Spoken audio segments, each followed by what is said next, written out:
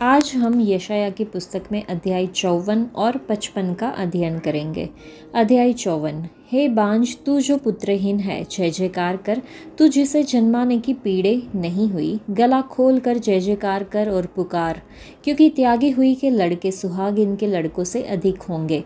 यहोवा का यही वचन है। अपने तंबू का स्थान चौड़ा कर और तेरे डेरे के पट लंबे किए जाए। हाथ मत रोक, रस्सियों को लंबी और खूंटों को दृढ़ कर, क्योंकि तू दाहिने बाएं फैलेगी और तेरा वंश जाति जाति का अधिकारी होगा और उजड़े हुए नगरों को फिर से बसाएगा। मत डर, क्योंकि तेरी आशा फिर नहीं टूटेगी। मत घबरा, क्योंकि तू फिर लज्जित न होगी और तुझ पर सियाही न छाएगी, क्योंकि तू अपनी जवानी की लज्जा भूल जाएगी और अपने विधवापन की नामधराई को फिर स्मरण न करेगी। क्योंकि तेरा कर्ता तेरा पति है, उसका नाम सेनाओं का यहोवा है और इस्राएल का पवित्र तेरा छुड़ाने वाला है। वह सारी पृथ्वी का भी परमेश्वर कहलाएगा, क्योंकि यहोवा ने तुझे ऐसा बुलाया है मानो तू छोड़ी हुई और मन की दुखिया और जवानी की त्यागी हुई स्त्री हो। तेरे परमेश्वर का यही वचन है। क्षण भर ही के लिए मैंने तुझे छोड़ दिया था, परंतु अब बड़ी दया करके मैं फिर तुझे रख लूंगा। क्रोध के झकोरे में आकर मैंने पल भर के लिए तुझसे मुंह छिपाया था, परंतु अब अनंत करुणा से मैं तुझ पर दया करूंगा। तेरे छुड़ाने वाले यहोवा का यही वचन है। यह मेरी दृष्टि में नूह के समय के जल प्रलय के समान है, क्योंकि जैसे मैंने शपथ खाई थी कि नूह के समय के जल प्रलय से पृथ्वी फिर न डूबेगी, वैसे ही मैंने यह भी शपथ खाई है कि फिर कभी तुझ पर क्रोध न करूँगा और न तुझको धमकी दूंगा। चाहे पहाड़ हट जाए और पहाड़ियाँ टल जाए, तो भी मेरी करुणा तुझ पर से कभी न हटेगी और मेरी शांतिदायक वाचा न टलेगी। यहोवा जो तुझ पर दया करता है, उसका यही वचन है। हे दुखियारी, तू जो आंधी की सताई है और जिसको शांति नहीं मिली, सुन, मैं तेरे पत्थरों की पच्चीकारी करके बैठाऊंगा और तेरी नेव नीलमणि से डालूंगा। तेरे कलश में माणी को, तेरे फाटक लालड़ियों से और तेरे सब सिवानों को मनोहर रत्नों से बनाऊंगा। तेरे सब लड़के यहोवा के सिखलाए हुए होंगे और उनको बड़ी शांति मिलेगी। तू धार्मिकता के द्वारा स्थिर होगी, तू अंधेर से बचेगी, क्योंकि तुझे डरना न पड़ेगा, और तू भयभीत होने से बचेगी, क्योंकि भय का कारण तेरे पास न आएगा। सुन, लोग भीड़ लगाएंगे परंतु मेरी ओर से नहीं। जितने तेरे विरुद्ध भीड़ लगाएंगे वे तेरे कारण गिरेंगे। सुन, एक लोहार कोयले की आग धोख कर इसके लिए हथियार बनाता है। वह मेरा ही सृजा हुआ है। उजाड़ने के लिए भी मेरी ओर से एक नाश करने वाला सृजा गया है। जितने हथियार तेरी हानि के लिए बनाए जाए, उनमें से कोई सफल न होगा, और जितने लोग मुद्दई होकर तुझ पर नालिश करे, उन सबों से तू जीत जाएगा। यहोवा के दासों का यही भाग होगा और वे मेरे ही कारण धर्मी ठहरेंगे। यहोवा की यही वाणी है। यह अध्याय पढ़ के हम समझ सकते हैं कि परमेश्वर इस्राएल को पुनर्स्थापना और सुरक्षा का वादा करते हैं। वह अपने लोगों को आश्वस्त करते हैं कि उनका पुनर्निर्माण किया जाएगा और उन्हें आशीष दी जाएगी। यह अध्याय में एक बांझ स्त्री के फलदायी होने की कल्पना का उपयोग किया गया है, जो नवीनीकरण और आशा का प्रतीक है और शांति के परमेश्वर की युगानुयुग वाचा पर जोर देता है। चाहे हमारी पिछली असफलताएं या संघर्ष जो भी हो, परमेश्वर हमें आशा और नवीनीकरण प्रदान करते हैं। हमें पुनर्स्थापना के लिए उनके वादों पर भरोसा करने के लिए बुलाया जाता है, यह जानते हुए कि वह हमारे उजाड़ को बहुतायत में बदल सकते हैं। यहोवा वादा करते हैं कि वह एक बार फिर यरूशलेम लौटने वाले इस्राएल को भरपूर मात्रा में बढ़ाएंगे और आशीष देंगे। इससे भी अधिक इस भविष्यवाणी के शब्दों का संबंध इस बात से है कि पापियों के उद्धारकर्ता प्रभु यीशु मसीह के अपमान और उत्थान के बाद नए नियम की कलीसिया का क्या अनुभव होगा। यशायाह ने यहाँ जो बातें बताई है, उनमें से एक यह है कि कलीसिया बढ़ेगी। आखिर कलीसिया अर्थात परमेश्वर के लोग ही है जिन्हें इन वचनों में संबोधित किया गया है और वादा है कि बढ़ो। भविष्यवक्ता कलीसिया की तुलना एक तंबू से कर रहा है। वह लोगों को जो करने के लिए कह रहा है, वह तंबू को जितना संभव हो उतना बड़ा और मजबूत बनाना है। रस्सियों को लंबी करने का हर संभव प्रयास करना है ताकि आप डेरे के पट लंबा कर सके। साथ ही तंबू को सहारा देने और बनाए रखने के लिए खूंटे को गहराई से गाड़ना है। पूरी दुनिया में हमारी मंडलियाँ प्रभु यीशु की आराधना करने के लिए साप्ताहिक रूप से इकट्ठा होती है। क्या यह तथ्य इस बात का प्रमाण नहीं है कि यशायाह की भविष्यवाणी पूरी हो रही है? हम पिछले दशकों के कलीसिया का विकास, आंदोलन और विपणन तकनीकों से बहुत दूर रहे हैं। क्या वर्तमान कलीसिया और नेतृत्व पवित्र शास्त्र के अधिकार, मसीह की महिमा और कलीसिया की पवित्रता से समझौता कर रहे हैं? मत्ती रचित सुसमाचार 28 अध्याय में वचन 19 और 20 में दर्ज प्रभु यीशु के शब्द को याद रखें, जहाँ लिखा है, जाओ और सब जातियों के लोगों को चेला बनाओ, उन्हें सब बातें जो मैंने तुम्हें आज्ञा दी है मानना सिखाओ। इस अध्याय के वचन 7 को अगर हम पढ़ें, जहाँ लिखा है, क्षण भर ही के लिए मैंने तुझे छोड़ दिया था, परंतु अब बड़ी दया करके मैं फिर तुझे रख लूँगा। सीधे और संकीर्ण मार्ग पर चलना कठिन है। दाऊद ने इसे समझा। यही कारण है कि अक्सर प्रार्थना करता था कि परमेश्वर उस मार्ग को चौड़ा करे जिस पर वह चल रहा था। परमेश्वर भी समझते हैं कि हम कमज़ोर हैं, जीवन कठिन है, बोझ भारी है और हम अक्सर रास्ते में भटक जाते हैं। किसी भी प्यारे माता पिता की तरह वह हमें उठाने, हमें भटकने से रोकने और हमें सुधारने में थकते नहीं हैं, लेकिन कभी कभी वह नाराज़ हो जाते हैं। क्या हम सभी नहीं हैं? जब वह नाराज़ होते हैं तो वह हमसे अपना चेहरा छिपा लेते हैं और वह हमसे अपनी दया वापस ले लेते हैं, लेकिन यह केवल एक पल के लिए होता है, क्योंकि वह जानते हैं कि उनकी उपस्थिति के बिना हम पूरी तरह से टूट जाएंगे। एक विनम्र और पश्चातापी हृदय हमेशा परमेश्वर के पास लौटता है जब उसे पता चलता है कि परमेश्वर ने हमसे दूरी बना ली है और हमारे दयालु पिता हमेशा हमारा उड़ाऊ पुत्र पुत्री का घर में स्वागत करते हैं। पाप के कारण हमारी आत्मा क्षतिग्रस्त हो गई है, लेकिन परमेश्वर चंगाई के काम में है। वह हमें ठीक कर रहे हैं, हमारा मार्गदर्शन कर रहे हैं और हमें सांत्वना दे रहे हैं। हार मत मानिए, उठते रहे और आगे बढ़ते रहे। उसे वह बोझ देते रहे, वह इसे हमारे साथ ले जाएंगे। परमेश्वर अभी भी सिंहासन पर है, वह हमें नहीं छोड़ेंगे। परीक्षाएं हमें दबा सकती है और बोझ हमें परेशान कर सकते हैं, वह हमें कभी अकेला नहीं छोड़ेंगे। परमेश्वर अभी भी सिंहासन पर है, वे अपने लोगों को कभी नहीं छोड़ते। उनकी प्रतिज्ञा सच्ची है, वह आपको नहीं भूलेंगे।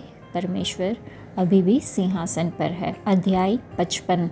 अहो सब प्यासे लोगों, पानी के पास आओ, और जिनके पास रुपया ना हो तुम भी आकर मोल लो और खाओ। दाख मधु और दूध बिन रुपया और बिना दाम ही आकार ले लो। जो भोजन वस्तु नहीं है उसके लिए तुम क्यों रुपया लगाते हो, और जिससे पेट नहीं भरता उसके लिए क्यों परिश्रम करते हो।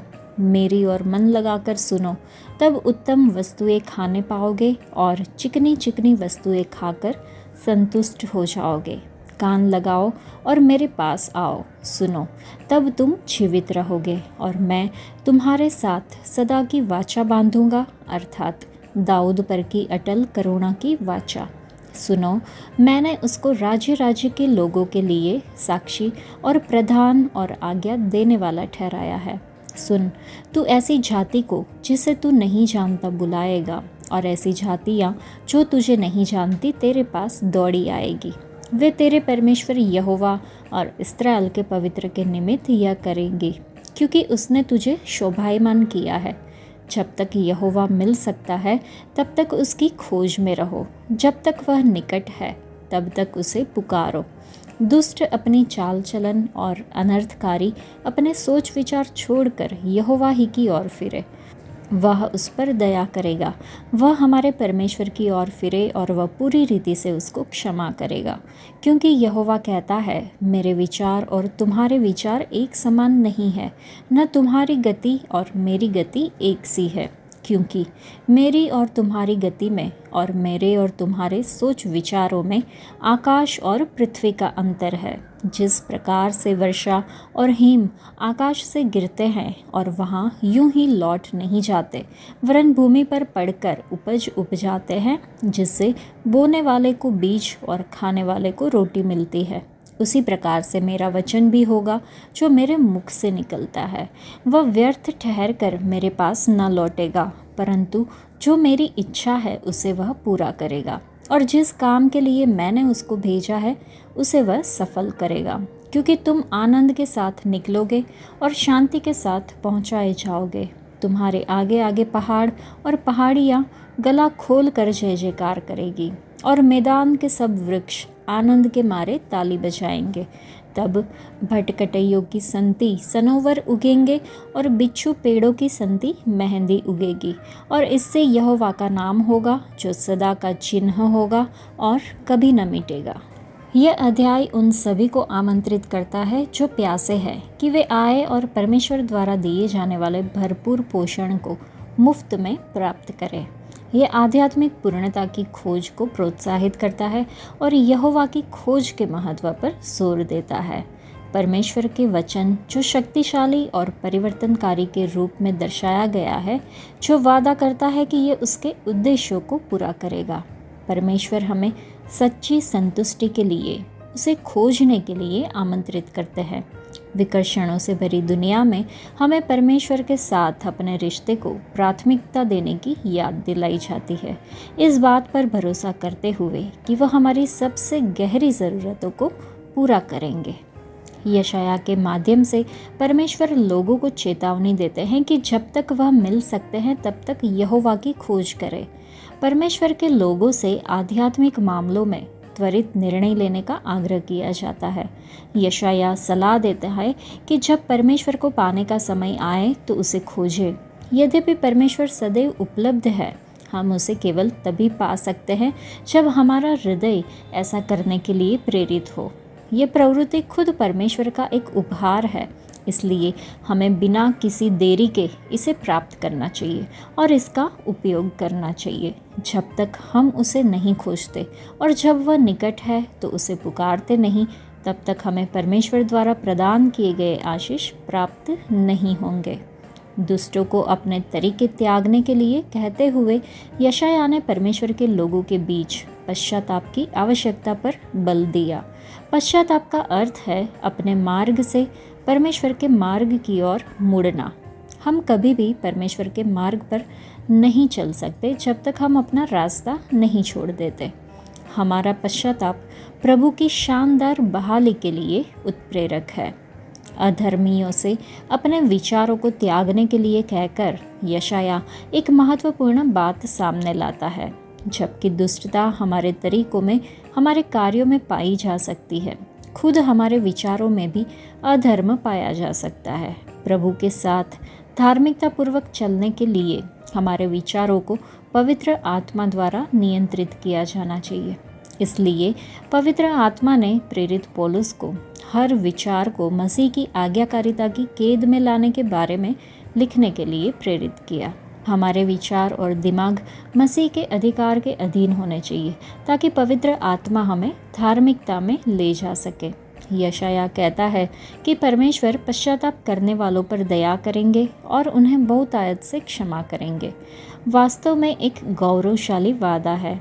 भजनकार घोषणा करता है, भजन संहिता 130 में हम देखते हैं लिखा है, परंतु तू क्षमा करने वाला है जिससे तेरा भय माना जाए। एक बात पक्की है, जब हम पूरे मन से प्रभु के पास लौट आएंगे तो वह हमें कभी अस्वीकार नहीं करेंगे। परमेश्वर कहते हैं, उचित समय पर मैंने तेरी सुन ली और उद्धार के दिन मैंने तेरी सहायता की। जब हम उचित समय पर प्रभु की खोज करेंगे तो हम उसे पाएंगे और वह हमारी सुनेंगे। पूरी बाइबल में परमेश्वर अपने लोगों को पश्चाताप करने, उनके पास लौट आने और जब जब तक वह मिल सकते हैं तब तक उनकी खोज में रहने के लिए कहते हैं। क्या हम उचित समय पर प्रभु की खोज करते हैं? इस अध्याय में सेवक के बलिदान के परिणाम स्वरूप यशाया 4 गुना आह्वान करता है। हे सब प्यासे लोगों, आओ जल के पास, आओ आओ आओ। इस निमंत्रण के बारे में 4 बातें हम सीखते हैं। पहला, परमेश्वर सच्चा संतोष प्रदान करते हैं। हम उन चीज़ों के लिए श्रम करते हैं जो संतोषजनक नहीं होती, लेकिन परमेश्वर हमें एक आनंदमयी भोज प्रदान करते हैं। दूसरा, यह संतोष हमें परमेश्वर में मिलता है, इसलिए हमें परमेश्वर को खोजने का आह्वान किया गया है। तीसरा, यह आनंद सबके लिए उपलब्ध है। हे सब प्यासे लोग, ये सभी के लिए खुला निमंत्रण है। चौथा, यह निःशुल्क है। सेवक ने अपने कष्टों में पहले ही कीमत चुका दी है। इसके लिए बस एक ही आवश्यकता है कि हमें आना है। इस अध्याय की शुरुआत एक दावत के निमंत्रण से होती है, जो उन लोगों के लिए है जिनके पास पैसे नहीं हैं, और उन लोगों के लिए भी जिनके पास पैसे है। अमीर भी गरीब है अगर उनके पास मसीह नहीं है।